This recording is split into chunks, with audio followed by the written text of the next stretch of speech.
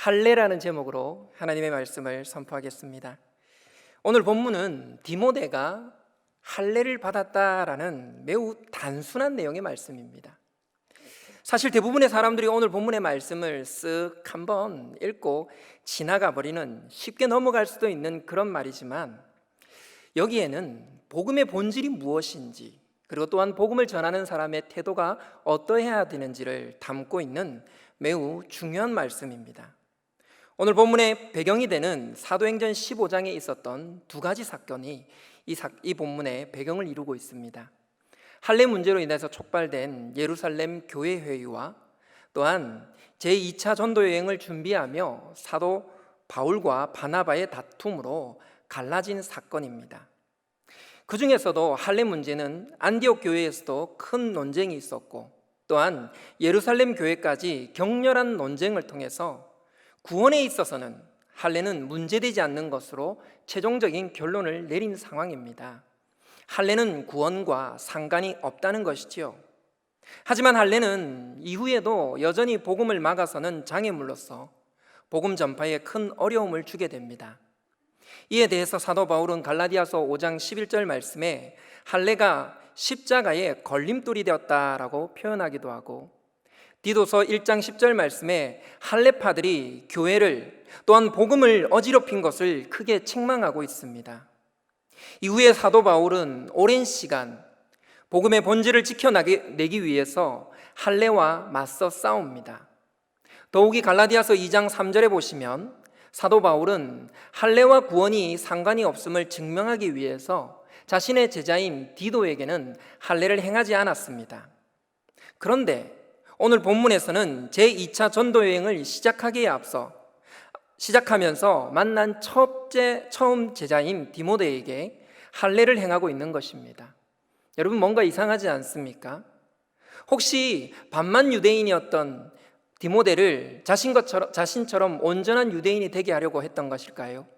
아니면 디도보다 디모데가 훨씬 중요한 제자였기 때문에 그에게만 할례를 행하였던 것일까요? 디도보다 또한 아니면 바울의 생각이 또한 그의 말이 상황에 따라, 여건에 따라 얼마든지 뒤바뀔 수 있는 그런 것이었을까요? 많은 사람들이 사도 바울의 이 행동에 대해 의구심을 품으며 양면적인 태도에 대해서 비난하기도 합니다. 하지만 복음을 전하는 자로서 그의 중심을 우리가 이해할 수 있다면 이것이 양면적인 태도가 아니라 하나님의 복음을 전하기 위한 수단이라는 것을 알게 됩니다. 할례 첫 번째는 유대인에게 할례의 의미가 무엇인지를 알아야 합니다.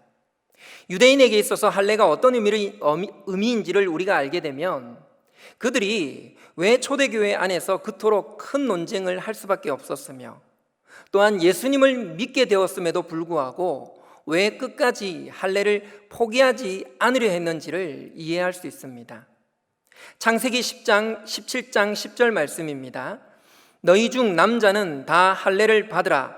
이것이 나와 너희와 너희 후손 사이에 지킬 내 언약이니라. 아멘. 여러분, 이스라엘 백성들은 하나님과의 언약 백성입니다.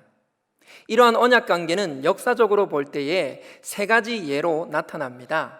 그 첫 번째는 바로 안식일이지요. 두 번째는 하나님께서 노아의 홍수 후에 보여주신 무지개입니다. 그리고 오늘 우리가 읽은 창세기 17장 10절 말씀에서 말씀하신 바로 할례가 세 번째 예인 것이지요. 하나님과 이스라엘 백성 사이에 언약된 사실이 시간 속에 나타난 것이 안식일이라면 공간 속에 나타난 것은 무지개라고 할 수 있습니다. 그렇다면 시간과 공간 속에 있는 언약의 증거가 몸에 나타난 것이 바로 할례인 것이지요. 유대인들은 태어나서 제일 먼저 할례를 통하여 그들이 하나님과 언약된 백성임을 몸에 새기며 평생 언약 백성임을 확인하며 살아가게 되는 것입니다. 인간에게 있어서 자신이 체험하는 것보다 강력한 증거는 없을 것입니다. 그러므로 이 할례는 몸에 새기는 것을 넘어서 그들에게는 자신이 하나님과의 언약 백성이라는 확실한 증거로 남게 되는 것입니다. 이처럼 할례는 모든 유대인들을 언약 공동체로 초대하며 또한 서로가 언약 공동체로서의 연대의식을 가지고 살아가게 만들어줍니다. 유대인에게 있어서 할례는 그들의 삶이자 또한 유대인의 정체성인 것입니다. 그래서 할례가 없으면 유대인이 아닌 것이지요. 더욱이 창세기 17장 10절 말씀에 보시면 할례를 받지 아니하는 자는 백성 중에서 끊어지리니 그가 내 언약을 배반하였음이니라 라는 하나님의 저주까지 짊어져야 하는 두려운 것이었습니다. 자, 이제 우리가 다시 사도행전으로 돌아와서 할례가 가지고 있는 이러한 의미 때문에 유대교 출신의 그리스도인들은 그들이 비록 예수님을 진심으로 믿고는 있었지만 여전히 할례를 포기할 수 없었고 할례를 받아야만 구원받을 수 있다라고 주장하게 된 것이지요. 새로운 삶, 유대교에서 기독교로의 새로운 삶을 교회 공동체로서의 변화를 그들은 이해할 수가 없었습니다. 당시의 12제자들 역시 유대교 출신이었고 또한 초대교회에 있는 많은 성도들이, 대부분의 성도들이 유대교 출신이었기 때문에 할례를 주장하는 그들을 쉽게 반대할 수가 없었던 것이지요. 하지만 사도 바울 그들 일행은 할례를 정면으로 반대하고 나섰습니다. 그들 역시 유대교 출신이었긴 하지만 복음의 본질을 깨달으면서 그들은 구원과 할례는 아무 관계가 없다는 것을 확신하게 된 것이지요. 구원은 오직 주 예수의 은혜와 믿음으로만 받을 수 있습니다 라고 주장했기 때문에 서로 간에 큰 논쟁은 피할 수 없는 것이었습니다. 하나님은 고넬료의 사건을 통해서 베드로를 깨우치게 하시고 구원과 할례는 아무 관계가 없음을 예루살렘 교회 회의를 통해서 확정하도록 역사하십니다. 반면에 할례는 유대인들에게 복음을 받아들이라는 것, 그것은 할례를 포기하고 유대인의 정체성을 버리라는 의미와 같은 것입니다. 삶 전체를 온전히 버리고 완전히 새로운 삶으로 나아가야 하는 큰 도전인 것이지요. 그렇기 때문에 지금도 유대인들은 예수님을 믿는 데 있어서 할례는 큰 걸림돌이 되고 있습니다. 하지만 오히려 이 할례는 유대인들에게는 예수님을 거부할 수 있는 좋은 방패막이가 되고 있어 나는 할례 받았으니까 그리스도인이 될 수 없다라고 그런 명분을 만들어주고 있기도 하지요. 그런데 여러분, 우리는 어떻습니까? 우리의 삶에도 할례와 같이 새로운 환경을 거부하는 방패막이 같은 것이 있지는 않습니까? 여러분, 무엇이라고 생각하십니까? 바로 코로나입니다. 코로나라면 모든 것이 허용되는 시대를 살아가고 있습니다. 코로나를 핑계로 신앙이 나태해지고 덜 기도해도 다들 이해하는 상황이 되어버렸습니다. 예배에 소홀해진다 할지라도 최선을 덜한다 할지라도 코로나니까 하면 모두가 그럴 수도 있지라고 반응을 하게 됩니다.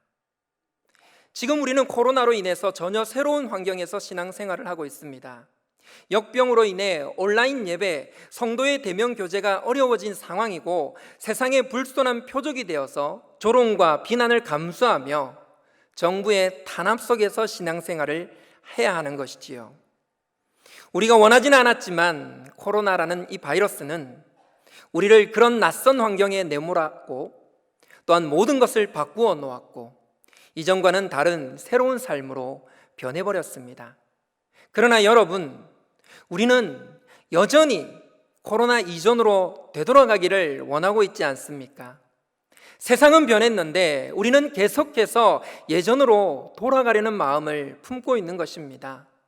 새로운 환경을 받아들이기보다 할례를 방패막이로 삼았듯이 코로나를 방패막이로 삼아서 새로운 삶을 거부하고 있지는 않습니까? 대부분 기도하시는 분들의 기도를 들어보면 코로나가 종식되기만을 간구합니다. 코로나가 종식되고 이전으로 돌아가기만을 원하고 있는 것이지요. 하지만 안타깝게도 포스트 코로나 시대는 거부할 수 없는 변화입니다. 앞으로 이보다 더한 역병이 혹은 더 큰 문제들이 찾아올 것입니다. 그 현실을 받아들여야만 우리는 변화에 적응해 나갈 수가 있는 것이지요. 고인물은 썩듯이 변하지 않으면 타락하게 되지 않습니까? 변화산에서 예수님께서 제자들이 여기가 좋사오니 여기에 움막셋을 짓고 우리가 여기에 삽시다라고 요청했을 때에 예수님께서는 오히려 그들을 향해서 너희는 세상의 빛과 소금이다 라 말씀하셨습니다. 여기에 안주하지 말고 새로운 삶에 적극적으로 다가서서 빛과 소금처럼 변화를 주도하라 라고 말씀하신 것이지요.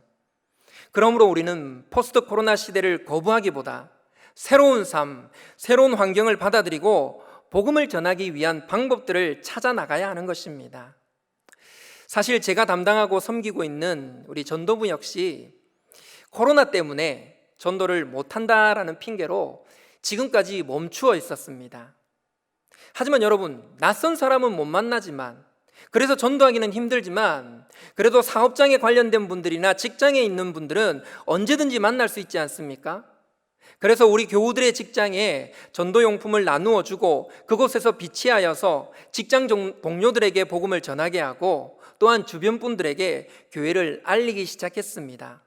한 걸음이지만 변화에 적응해 나가며 복음을 전하려고 노력하고 있습니다.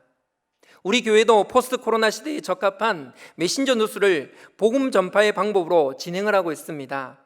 또한 교육부와 교회 내에 온라인 교육 시스템을 갖추고 성경 공부, 교육, 교재 등 적극적으로 포스트 코로나 시대를 대응하고 있습니다. 우리 성도님들 역시 마찬가지지 않습니까? 힘겹지만 핸드폰으로 유튜브, 줌 등을 이용해서 그런 프로그램들을 이용해서 배우고 활용하며 최선을 다해서 변화에 적응하려고 노력하고 계십니다. 제가 보니까 70세가 넘으셔서 은퇴하신 분들도 유튜브를 가지고 메신저 뉴스를 퍼나르고 계시더라고요. 우리 은퇴하지 않은 분들 어서 변화에 동참하시기를 바랍니다. 사랑하는 우리 남부교회 가족 여러분, 저와 여러분이 함께 포스트 코로나 시대로 나아갑시다. 가정 예배를 회복하고 대면 예배든 온라인 예배든 최선을 다해서 적극적으로 예배를 드리는데 참여합시다. 성전을 사모하고 교회를 사랑하는 이들에게 다윗의 언약의 축복을 주실 줄을 믿읍시다. 가정이든 직장이든 기도처를 마련하여서 신앙을 지켜나가야 합니다. 역병을 핑계로 멈추었던 신앙생활, 변화에 적응하고 적극적으로 신앙을 지켜나가는 저와 여러분이 되기를 간절히 바랍니다. 할례 두 번째는 복음은 영혼을 구원하는 것입니다. 3절의 말씀입니다. 바울이 그를 데리고 떠나고자 할새 그 지역에 있는 유대인으로 말미암아 그를 데려다가 할례를 행하니 이는 그 사람들이 그의 아버지는 헬라인인 줄 다 알미러라. 아멘. 사도 바울은 전도 여행 내내 할례를 주장하는 자들에 대해서 복음이 훼손되는 것과 싸워야 했고 또한 그들의 모함과 공격에 있어서 교리적으로 신학적으로 대응해야 했습니다. 그 치열한 싸움의 현장이 사도 바울이 남긴 서신서에 고스란히 담겨져 있습니다. 서신서마다 등장하는 복음을 대적하는 거짓 선지자, 거짓 교사들은 대부분 유대주의자들이거나 유대주의와 관련된 사람들이었습니다. 그러므로 여러분, 사도 바울의 사역을 두 가지로 요약해 본다면 복음 전파와 또한 한 가지는 할례와의 싸움이라고 해도 과언이 아닐 것입니다. 그런데 사도 바울이 오늘 본문에서 디모데에게 할례를 행했다는 것은 언뜻 이해되지 않는 행동인 것이지요. 그렇다면 왜 사도 바울은 디모데에게 할례를 행했던 것일까요? 오늘 본절에 바울이 디모데에게 행한 그 할례를 행한 이유에 대한 단초를 발견할 수 있습니다. 여러분 3절 말씀을 한번 보십시오. 바울이 그를 데리고 떠나고자 할세라는 말씀은 전도 여행을 위해서 디모데를 데리고 가기 위해서 할례를 행했다는 것을 우리는 알 수 있습니다. 그리고 그 지역에 있는 유대인으로 말미암아는 유대인들에게 전도하는 데 있어서 할례가 필요했기 때문이라는 말씀이지요. 왜냐하면 당시의 전도 방법은 회당을 중심으로 유대인을 중심으로 복음을 전하였기 때문입니다. 전도 여행 시에 사도 바울은 가는 곳마다 유대인의 회당을 찾았습니다. 그들에게 성경을 가르치고 유대인들에게 먼저 복음을 전했습니다. 하지만 유대인들이 복음을 받아들이지 않았을 때에 사도 바울은 이방인들에게 복음을 전하는 방식으로 복음 전파에 힘썼던 것이지요. 당시 상황에서 유대인 회당 중심의 전도 방법은 가장 효과적인 전도 방법 중에 하나였습니다. 그러므로 바울 일행들은 항상 유대인들과 접촉하고 만나야만 했습니다. 따라서 할례받지 않은 사람과의 접촉을 극도로 싫어하는 유대인들을 대상으로 전도하기 위해서는 같은 동역자인 디모데는 할례를 받아야만 했겠지요. 3절 하반절 말씀에 디모데는 아버지는 헬라인이었지만 어머니는 유대인이었기 때문에 유대인에게 복음을 전하기 위해서는 자신도 할례가 반드시 필요하다는 것을 잘 이해하고 있었을 것입니다. 그러나 여러분, 사도 바울에게는 디모데에게 할례를 행하지 않은 것이 디모데에게 할례를 행하는 것이든 별로 의미 있게 생각하지 않았습니다.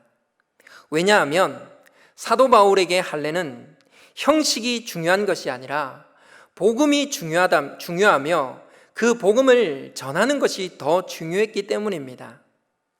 그는 예수님을 인격적으로 만난 후에 복음을 깨달은 후부터 율법의 본질이 사랑이며 할례의 본질이 무엇인지를 알게 되었습니다. 그래서 사도 바울은 고린도전서 7장 19절에서 할례 받는 것도 아무것도 아니요 할례 받지 아니하는 것도 아무것도 아니로되 오직 하나님의 계명을 지킬 따름이니라 라고 선언하고 있습니다. 사도 바울에게 있어서 할례를 받든 할례를 받지 않든 그것이 중요한 것이 아니라 하나님의 계명인 복음을 전하는 것이 더 중요했던 것입니다. 그는 복음을 전하기 위해서라면 할례를 하든지 하지 않든 상관이 없었습니다. 세상 사람들이 어떻게 자기를 평가한다 할지라도 자신은 상관이 없었던 것이지요. 고린도전서 9장 20절과 23절 말씀에 이러한 사도 바울의 굳은 태도가 잘 드러나고 있습니다. 제가 고린도전서 말씀을 읽겠습니다. 유대인들에게 내가 유대인과 같이 된 것은 유대인들을 얻고자 하며 율법 아래에 있는 자같이 된 것은 율법 아래에 있는 자들을 얻고자 하며 율법 없는 자에게는 내가 율법 없는 자와 같이 된 것은 율법 없는 자들을 얻고자 함이라. 내가 여러 사람에게 여러 모습이 된 것은 아무쪼록 몇 사람이라도 구원하고자 함이니. 아멘. 여러분, 이처럼 사도 바울에게는 세상 사람들에게 유대인으로 불리든 이방인으로 여김을 받든 그것은 중요하지 않았습니다. 오히려 예수 그리스도께서 십자가에서 당신의 생명을 버려서 자신을 구원한 그 은혜가 너무나도 크고 더 감사했기 때문에 오직 복음을 전하는 것만이 가장 중요한 것이었습니다. 심지어 자신의 목숨조차 중요하게 여기지 않았습니다. 사도행전 20장 24절입니다. 내가 달려갈 길과 주 예수께 받은 사명 곧 하나님의 은혜의 복음을 증언하는 일을 마치려 하면은 나의 생명조차 조금도 귀한 것으로 여기지 아니하노라. 아멘. 여러분, 이 고백이 저와 여러분의 고백이 아닙니까? 나의 생명보다 영혼을 구원하는 것이 더 중요한 삶이 되어야 되지 않겠습니까? 사랑하는 우리 남부교회 가족 여러분, 여러분들은 무엇을 얻고자 살아가고 계십니까? 돈을 얻고자, 높은 학점을 얻고자, 좋은 직장, 배우자, 복을 얻고자 여러분 살아가고 계십니까? 물론 이 모든 것이 중요한 것입니다. 우리에게 필요한 것입니다. 하지만 영혼을 얻고자 살고 있으십니까? 간절히 바라기는 우리 남부교회 가족 모두가 한 영혼을 얻고자 자신의 자유를 제한하고 권리를 포기하고 어떤 모욕을 받는다 할지라도 어떤 고난을 받아도 기뻐할 수 있는 저와 여러분의 삶이 되기를 주님의 이름으로 축복합니다. 여러분, 그렇다면 영혼을 얻으려면 우리 안에 할례와도 같이 복음을 막아서는 잘못된 생각들과 변질된 가치관들을 성찰해 볼 필요가 있습니다. 술과 담배는 어떻습니까? 사실 한국 교회에 있어서 술과 담배는 성도로서의 거룩한 표징이었으며 세상과 교인을 구별하는 증거와도 같았습니다. 그러나 지금은 그 본질이 변질되어서 세상 사람들이 교회에 오는 것을 막아서는 할례와도 같이 변질되어 버리진 않았습니까? 적어도 예전에는 교회 다니면 술, 담배는 안 한다라고 세상 사람들이 좋게 보았습니다. 왜 그렇습니까? 구한말과 일제강점기에 패배의식에 빠져 온 결의가 술과 담배와 노름에 기대어서 현실을 도피하고 있을 때에 선교사님들이 교회를 중심으로 펼친 이 금연과 금주 운동을 통해서 그 모은 돈으로 국채보상운동을 견인하였습니다. 이후에도 여러분, 엉망진창으로 살던 사람이 교회 다니면서 술도 담배도 다 끊고 새로운 삶을 사는 모습에 세상 사람들은 좋은 평판을 더해서 오히려 술, 담배 안 하면 교회 다닌다라는 그런 좋은 생각들이 세상 사람들에게 있었습니다. 교인들을 믿어주고 신뢰하였습니다. 하지만 여러분, 지금은 어떻습니까? 교인들도 다 술, 담배 하더라. 내 아는 선배가 교회 다녔는데 다 술, 담배 하더라. 교인을 조롱하는 말로 변질되어 버리고 말았습니다. 여기에 보태 술, 담배도 하지 않는 교인은 타인과 소통하지 않는 독선적인 인간으로 평가되어 버렸습니다. 세상과 교회를 구별하던 술과 담배가 세상이 교회로 오는 것을 막아버리는, 영원히 구별해버리는 담이 되어버렸습니다. 교회 안에 성도들은 어떻습니까? 술, 담배 안 끊고 뭐 그런 거 해가지고 교회 오면 안 되지. 저런 사람이 교회 다니면 교회 꼴이 뭐가 되겠냐며 교인들 역시나 술, 담배 하는 사람들은 교회에 데리고 나오려고 조차 하지 않습니다. 우리 남편, 우리 형 술, 담배 하는데 창피해서 못 데리고 나가겠다. 교인들 역시 이것으로 세상과 교회를 막아버렸습니다. 여러분, 다 끊고 교회 나오면 누가 과연 교회에 나올 수 있습니까? 전도하다가 만난 어떤 아저씨께서 이런 이야기를 하시더라고요. 교회는 가고 싶은데 술, 담배는 죽어도 못 끊으니까 죽어서 교회 갈 수 있겠다라고 멋쩍게 웃으시더라고요. 여러분, 그 아저씨 생각이 참으로 답답하고 안타깝고 어리석지만 실제로 이런 생각들이 세상 사람들이 교회로 오는 것을 막고 있는 건 아닙니까? 교회라도 와봐야, 복음이라도 들어봐야 믿음이 생길 것 아니겠습니까? 여러분, 바포 목사로 유명한 최일동 목사님을 아시지요?